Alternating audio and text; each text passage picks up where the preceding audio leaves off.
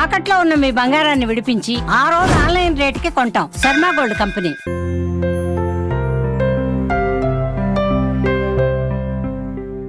నమస్కారం, welcome to Suman TV. ఒత్తిడి లేని మనసు, అనారోగ్యం లేని శరీరం, హింస లేని సమాజమే లక్ష్యంగా 180కి పైగా దేశాల్లో ఆర్ట్ ఆఫ్ లివింగ్ సేవా సంస్థలను స్థాపించి కొలంబియా, మంగోలియా, పరాగ్వే దేశాలకు సంబంధించిన అత్యున్నత అవార్డులు అందుకుని మన భారతదేశపు అత్యున్నత అవార్డుల్లో ఒకటైన పద్మ విభూషణ్తో పాటుగా అనేక అవార్డులను అందుకుని దాంతోపాటుగా ప్రపంచవ్యాప్తంగా ఉన్న విశ్వవిద్యాలయాల నుంచి ఎన్నో గౌరవ డాక్టరేట్లు అందుకున్న ప్రపంచ విఖ్యాత ఆధ్యాత్మిక గురువు, మానవతావాది, శాంతిదూత, పద్మ విభూషణ్ శ్రీ శ్రీ రవిశంకర్ గురూజీ మనతో పాటు ఉన్నారు. వారితో మాట్లాడదాం. నమస్కారం గురూజీ. నమస్కారం. ఎలా ఉన్నారు? బాగుండమ్మా, మీరు? నేను చాలా చాలా బాగున్నాను. ముందుగా మీ పాదాలకి నా నమస్కారాలు. చాలా సంతోషం, ఈ అవకాశం మాకు ఇచ్చినందుకు మేము నిజంగా ధన్యులు అని అనుకుంటున్నామండి.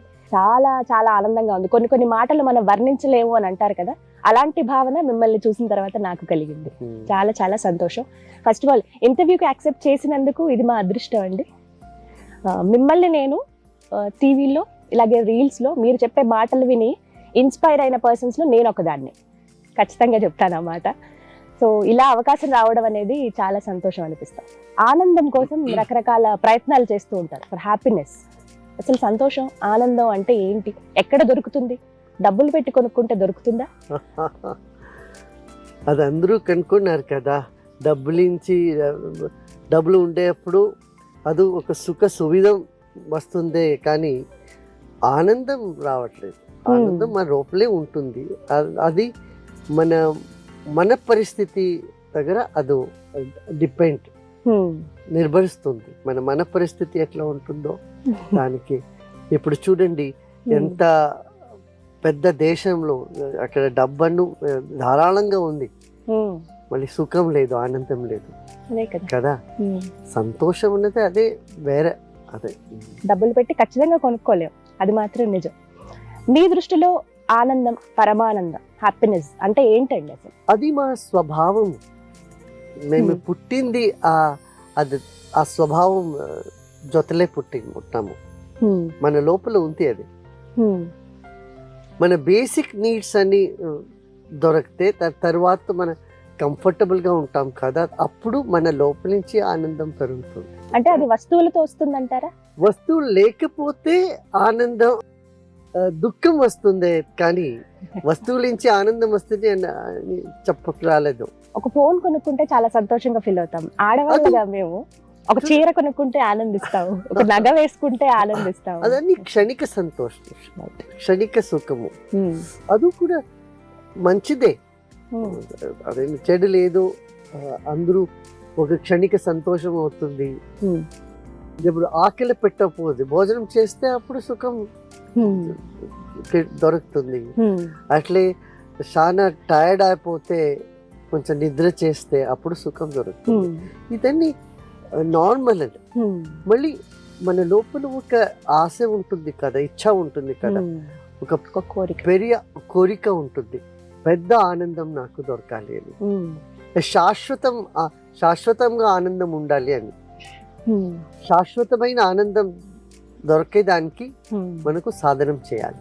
సాధన ఎలా చేయాలి? ఆ సాధన అంటే వర్తమానములు మన మనసు పెట్టుకొని నేనెవరు అని విచారం చేయాలి. మార్పుడుతుంది అన్ని పరిస్థితులు. మన శరీరము అండర్గోయింగ్ లాట్ ఆఫ్ చేంజెస్. దీని మధ్యలో మన లోపల ఒక తత్వం ఉంది, ఒక సత్యం ఉంది.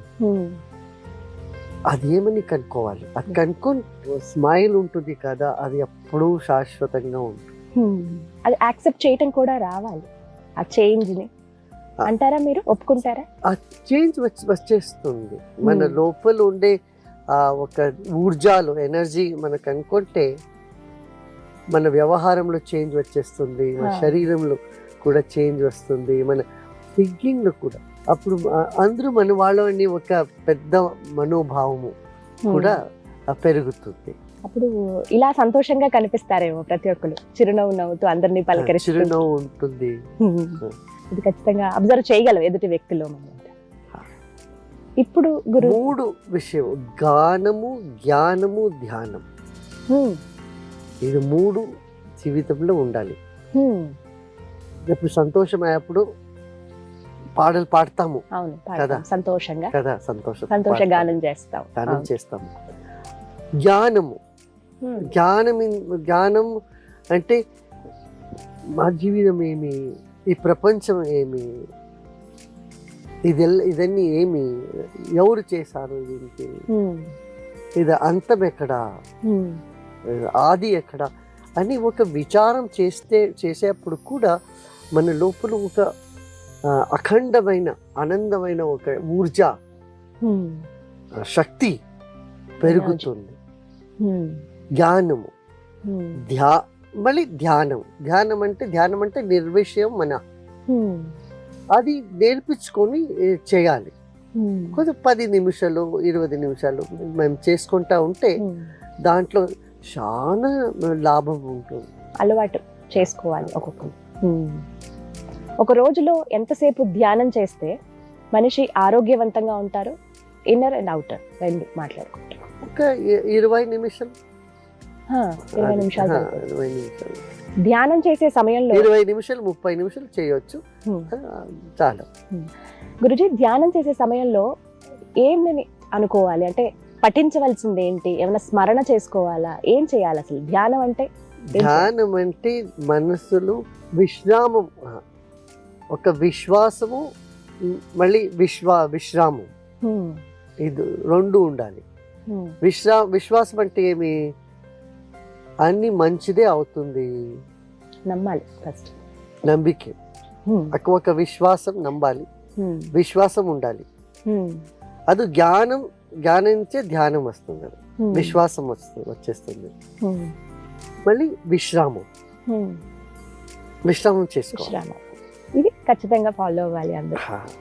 ఒకటి నాకు అనిపించిందండి, ప్రస్తుతం ఉన్న సమాజంలో ఆర్టిఫిషియల్ ఇంటెలిజెన్స్ AI ఎంత పెరిగిపోయింది అని అంటే పోటీ పడుతోంది మనుషులతో. ఉదాహరణకి మా యాంకర్స్ విషయానికి వస్తే ప్రెజెంటర్స్ ఇంకొకటి ఏఐతో ఒక అది మంచిది ఉండాలి. కానీ మనుషులకి బద్ధకం పెరిగిపోతుంది. బాధ్యత అని మేము అనుకుంటే బాధ్యత ఉంటుంది, అది మా ఒక ఆపర్చునిటీ అని చూడాలి దాంట్లో. అంటే ఒక మనిషినే సృష్టించేస్తున్నారు, రోబోజే అవే వర్క్ చేసేస్తూ ఉన్నాయి మన ప్లేస్ లో. అవి ఛాలెంజ్ ఇస్తుంది కదా, యాక్సెప్ట్ చేయాలంటారు. చేయాలి. ఇలాంటి సమయంలో మనలో స్పిరిచువాలిటీ ఎంతవరకు ఉంటుంది? ఇప్పుడు ఫోన్ వచ్చే తర్వాత ఇప్పుడు ఎవరు లైబ్రరీ వెళ్ళరు, అన్ని గూగుల్లే అన్ని దొరుకుతుంది. ఏం కావాలన్నా సెర్చ్ చేసే, ఏం కావాలంటే అక్కడే సెర్చ్ చేయరు. ఇప్పుడు లైబ్రరీ మళ్ళీ లైబ్రరీ కూడా ఒక వాల్యూ ఉంది, ఇప్పుడు కూడా ఉంది. ఇప్పుడు కూడా లైబ్రరీలో దానికి ఒక అలాగే ఉంటుంది, అది కూడా గ్రంథాలయం విలువ, గ్రంథాలయానికి ఖచ్చితంగా విలువ ఉంటుంది. కానీ మీరు అన్నారు ఇప్పుడు ఆడియో బుక్స్ కూడా వచ్చేసాయి, అన్ని ఫోన్స్ లో అవైలబుల్ ఉన్నాయి. మరి ఇలా అన్ని మనకి చేతిలో అంది వస్తున్న ఇలాంటి తరుణంలో ఒక మనిషిలో స్పిరిచువాలిటీ ఎంతవరకు ఉంటుంది, ఉండగలుగుతామా అని కంపేర్ చేసుకుంటే? స్పిరిచువాలిటీ ఎప్పుడు ఉంటుంది, అది శాశ్వతంగా ఉంటుంది. ఎందుకంటే మన లోపల ఆ శక్తి ఉంది, స్పిరిచువల్ పవర్ అందరి లోపల కూడా ఉంటుంది. ఇప్పుడు మేము శాంతిగా ఉన్నాము, గొడవలు చేసుకొని ఉన్నాము అంటే కూడా అప్పుడు కూడా వాళ్ళ లోపల స్పిరిచువల్ పవర్ ఉంటుంది.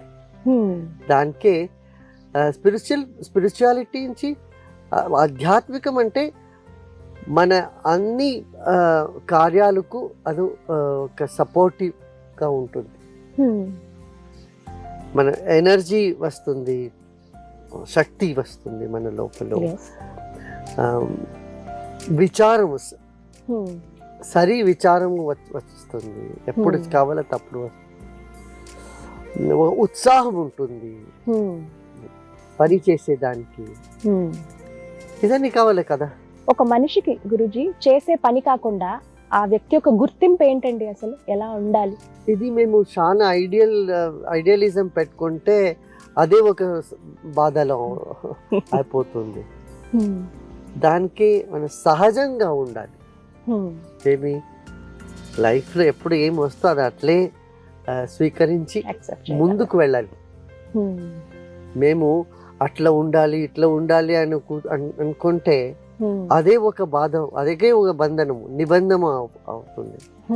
దానికే టేక్ లైఫ్ ఈజీలీ అని నేను చెప్తాను. చాలా సీరియస్ గా లైఫ్ తీసుకొని మీరు ఊరికే బాధపడతా ఉంటారు. Take life easily. మళ్ళీ కమిట్మెంట్ ఉండాలి, ఒక నిష్ట, ఒక నిశ్చయము, కరుణ, ఈ క్వాలిటీస్ ఉండాలి అంతే. మళ్ళీ ఎట్లా ఏం వస్తుందో ఆ క్షణంలో అట్లే మేము ముందుకు వెళ్ళాలి.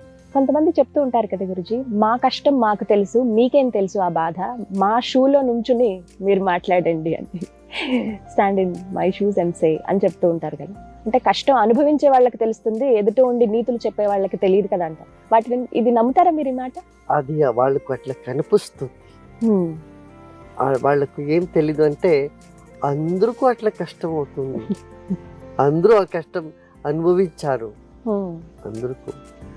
దానికే చెప్పేది సులభం, వెళ్ళేది కష్టము అని ఒక భావనే ఉంటుంది. దానికి నేను చెప్పేది, ఉపదేశం చెప్తే చేస్తే అప్పుడు అది సరిపోలేదు, పోదు. అప్పుడు ఏమంటే వైబ్రేషన్ నుంచి మార్పు రావాలి. ఊరికే ఏదో చెప్పేస్తే ఊరికే ఏదో చెప్పేస్తే దానికి ఒక మార్గం చూపించాలి వాళ్ళకి అనేది మీ భావన. మార్గం నుంచి నేను చెప్తాను ఒక ఆశీర్వాదం, బ్లెస్సింగ్స్, విషెస్, అది పని చేస్తుంది. అది రిసీవ్ చేసుకునే గుణం కూడా వాళ్ళలో కూడా ఉండాలి. అది ఉంటుంది అందరూ లోపల ఉంటుంది. ఒక విశ్వాసం ఎవరికి ఉందో వాళ్ళకే పని చేసేది అట్లా లేదు. ఒక సమర్థ వ్యక్తి ఉండే అప్పుడు, గురువు ఉండే అప్పుడు అందరికీ అది ప్రభావిస్తుంది. ఇంతమందిని మీరు చూస్తూ ఉంటారు కదండి, మీకు అనిపించిన భావన ఏంటంటే, మీకు బాగా గుర్తుండిపోయిన సంఘటన ఏదైనా ఉందా ఇన్నేళ్లలో, మిమ్మల్ని బాగా కదిలించిన సంఘటన ఏదైనా? ఒకసారి ఆంధ్రప్రదేశ్ నుంచి 2 బస్సుల నక్సలైట్ వాళ్ళందరూ ఇక్కడ వస్తారు. వాళ్ళు ఒక 17 hours ట్రావెల్ చేసి ఇక్కడ వస్తారు. కలవడానికి వస్త్రి. నేను అడిగి, మీకేం కావాలి, ఏం చేస్తా ఉన్నాను? బస్సుల బొమ్మ ఉంది. మహిళా సిపాయి అండి, వాళ్ళు గన్ అన్ని పెట్టుకొని ఇక్కడ వచ్చేది. గురుగారు ఎవరో చెప్తారు, మీ దర్శనం తీసుకుంటే మన జీవనంలో ఒక చేంజ్ అవుతుంది, దానికే వచ్చాము. నేను మీరు ఇక్కడ ఉండిపోయింది, I can't go, I can't stay. They said we cannot stay. We had to go back. And then they said all their history. I said, మీకేం కావాలి? చూడండి, మేము పేదవాళ్ళే ఉన్నాము, వనవాసం చేస్తా ఉన్నాము, అడవిలో ఉన్నాము. మేము చాలా ఇక్కడ సమస్యలు ఉంది. నాకు ఎలక్ట్రిసిటీ లేదు, నీళ్ళు లేదు, ఓ స్కూల్ లేదు, కాలేజ్ ఏమీ లేదు. నేను మీకు స్కూల్ ఇస్తే, మీకు ఆర్గానిక్ ఫార్మింగ్ అని నేను మీకు ఎడ్యుకేషన్ ట్రైనింగ్ ఇస్తే మీరు వదిలేసి వస్తారా అని అడిగి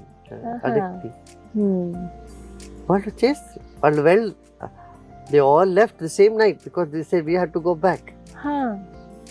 They went back. They had వాళ్ళ దగ్గర guns, bomb, hand made granite అన్ని పెట్టుకుని వచ్చారు. Then they went back. దాని తర్వాత వాళ్ళ హింసా మార్గం వదిలేసి వాళ్ళందరూ నార్మల్ లైఫ్ లో వస్తారు. 56 of them. Oh my God. ఎన్ని సంవత్సరాలు అయి ఉంటుంది Guruji? This is 2001 or so something. Oh my God. Old campus. దాని తర్వాత నక్సలైట్ రీజన్ లో మన కార్యక్రమం బాగా జరిగింది. Thousands of Naxalites then laid down the arms. ఎవరు మేము చెడు వాళ్ళు చెడు మనుషులు అనుకుంటామో వాళ్ళ లోపల కూడా ఒక మంచి వాళ్ళు ఉంటారు. True, that's true. అది మేము అది చూసాను, నేను అదే చూసేది. అందరి లోపల ఒక మంచి వ్యక్తి ఉన్నాడు, అతను బయట రావాలి, దానికి అక్కడ స్ట్రగుల్ చేస్తూ ఉంటారు. ఆధ్యాత్మిక జ్ఞానం అంటే మన లోపల ఉండే మంచిది పెరగాలి, చెడు అభ్యాసం అన్ని విడిచిపోవాలి. అది జరుగుతూ ఉంది. చాలా మంది మీ గురించి విన్నప్పుడు ఒక ఏవి నేను చూశాను గురుజీ, అందులో కొంతమంది ఖైదీలు ఎవరైతే ఉన్నారో ప్రిజనర్స్, వాళ్ళల్లో ఆ మార్పు మీరు ఇప్పుడు అన్న మాటే ఖచ్చితంగా అక్కడ కూడా మీరు అదే మాట చెప్పారు. అంత చెడు చేసిన వాళ్ళల్లో కూడా ఒక మంచి ఉంటుంది, మంచిది ఉంటుంది. వాళ్ళు అసలు కంటతడి పెట్టుకున్నారు అంటే చూసి వాళ్ళల్లో ఒక నెక్స్ట్ అంటే ఇంకొక జన్మలాగా వాళ్ళు భావించారు మిమ్మల్ని కలిసినప్పుడు. అది చాలా సంతోషం అనిపించింది. ఎన్నో మిరాకిల్స్ కూడా జరిగాయి ఇన్నేళ్లలో. ఇది మీకు బాగా గుర్తుండిపోయిన సంఘటన అని చెప్పారు. మీకు బాగా బాధ అనిపించింది ఉందా ఇన్ని సంవత్సరాల్లో? బాధ లేదా? ఎప్పుడు సంతోషంగా ఉంటారా? మీరు సూర్యుడు అడిగితే మీరు ఎప్పుడు లైట్ ఇస్తా ఉంటారా అంటే ఏం ఎప్పుడు వెలుగుతా ఉంటారంటే వెళ్ళి చెప్తారు. మీ పర్మిషన్ తో మీ దినచర్య ఎలా ఉంటుందో మేము తెలుసుకోవచ్చా? మన దినచర్య యునిక్ గా ఉంటుంది. ఎందుకంటే నేను వేరే వేరే ప్రదేశంలో వెళ్తా ఉంటాను, ప్రయాణంలో ఉంటాను. నవడేస్ చాలా వరకు కాన్ఫ్లిక్ట్స్ చూస్తున్నాం. రెండు మతాలు లేకపోతే రెండు కులాలు ఇలా వాటికన్నా కూడా ఇద్దరు మనుషుల మధ్యలో మొత్తం దేశాలు కానీ చాలా చోట్ల ఈ కాన్ఫ్లిక్ట్స్ ఎందుకు వస్తున్నాయి అసలు? అది స్వభావం, నేచరు. వ్యత్యాసం ఉండే అప్పుడు గొడవలు వచ్చేస్తుంది. ఇంకొక కారణం ఏంటంటే స్ట్రెస్, కమ్యూనికేషన్ బ్రేక్ డౌన్ అయితే అప్పుడు గొడవలు పెరుగుతుంది. స్ట్రెస్ ని అధిగమించాలంటే దానికే ఆధ్యాత్మిక మార్గంలో రావాలి. ఎన్నో విధాలుగా ఆధ్యాత్మిక మార్గాలు ఉన్నప్పటికీ చాలా మార్గాలు ఉన్నాయి మనకి. ఏ విధంగా వెళ్తే ఆధ్యాత్మికత ఫుల్ టు స్పిరిచువల్ హెల్త్ చాలా బాగుంది. స్పిరిచువల్ హెల్త్ దానికి ఓపెన్ మైండెడ్నెస్ ఉండాలి. మనం ధ్యానం నేను చెప్పాను కదా, దాన్ని ఫాలో అవ్వాలి. ఇవాళ రోజుల్లో చూస్తున్నామండి బ్రేకప్స్ ఎక్కువ అయిపోతూ ఉన్నాయి. సో ఇక్కడ అండర్స్టాండింగ్ ప్రాబ్లమా, కమ్యూనికేషన్ ప్రాబ్లమా, అది ఎవరైనా సరే ఫ్రెండ్స్ మధ్య కావచ్చు, వైఫ్ అండ్ హస్బెండ్ మధ్య కావచ్చు, ఫ్యామిలీ రిలేషన్స్ కావచ్చు, ఎవరైనా సరే ఎందుకు ఎక్కువగా చూస్తున్నాం? ప్రశ్నలు ఉత్తరం ఉంది అసలు మీరే చెప్పాలి. అండర్స్టాండింగ్, కమ్యూనికేషన్ ఆ రెండే అంటారా? లాక్ ఆఫ్ అండర్స్టాండింగ్ అంటే కమ్యూనికేషన్ బ్రేక్ డౌన్ అదే, అండ్ స్ట్రెస్ కూడా ఒక పెద్ద రీజన్. ఇవే కారణాలు. స్ట్రెస్ ఉండే అప్పుడు వినరు, ఎవరు మాట విన్నట్లే, సహన శక్తి లేదు కదా. సహనం అనేది చాలా వరకు తగ్గిపోయింది ఈ రోజుల్లో, ఓపిక అనేది. మీకు బాగా ఇష్టమైన ప్రక్రియ ఏంటండి? ఏం చేస్తారు? దాన్ని ఏం చేస్తానో అప్పుడు అదే ఇష్టం అవుతుంది నాకు. అదే ఇష్టం. అలా ఇష్టంగా చేస్తారు కాబట్టి ఇలా రిఫ్లెక్ట్ అవుతుంది ప్రతి చోట. ముఖ్యంగా నేను ఆశ్రమంలో గమనించానండి, గోశాల చాలా చాలా అద్భుతంగా ఉంది. ఎంత నీట్ గా మెయింటైన్ చేస్తున్నారంటే, వెళ్ళటమే గిరి ఆవులు చూశాను. ఆ కృష్ణ పరమాత్ముడుతో పాటు అనుబంధంగా ఉన్నటువంటి ఆవులు అవి. అలాగే ఒక్కొక్క రాష్ట్రానికి సంబంధించిన ఆవులు నేను గమనించాను. ఇక్కడ అన్ని నేషనల్ బ్రీడ్స్ అన్ని ఉన్నాయి. పంజాబ్ నుంచి కూడా ఉంది, ఇక్కడ తమిళనాడు 18 వెరైటీస్ ఉంది. 18 వెరైటీస్. మరొకటి ఇక్కడ బాగా అట్రాక్టివ్ గా అనిపించింది ఆశ్రమంలో గురుకులు. ఎంత సుందరంగా ఉంది. వినాయకులు, లక్ష్మీనారాయణలు, అలాగే చుట్టూ పిల్లలు నేర్చుకుంటూ ఉన్నారు. ఏర్పాటు చేయడానికి ముఖ్య కారణం చెప్తారు, ఎందుకు గురుకుల్ని ఏర్పాటు చేస్తారు? ఇదన్నీ మా హెరిటేజ్, ఇదన్నీ సంరక్షణ చేయాలి కదా. దానికి ఇక్కడ ఒక 40 సంవత్సరం నుంచి ఇదన్నీ జరుగుతూ ఉంది. అప్పటి నుంచి మీ కోరిక ఏంటండి? ఎలా చూడాలనుకుంటున్నారు ఈ ఆశ్రమం? ఏమైనా కోరిక ఉన్నప్పుడు గురువు దానికి యోగ్యత ఉండదు. ఎలా చూడాలని కోరికలన్నీ వదిలేసి గురు పీఠం వస్తుంది అప్పుడే. ఇక్కడ ఎవరు వస్తారో వాళ్ళ కోరికలన్నీ పూర్ణమవుతుంది, పరిపూర్ణమవుతుంది. మా కోరికలే ఉండేప్పుడు ఆ శక్తి, ఆ యోగ్యత ఉండదు.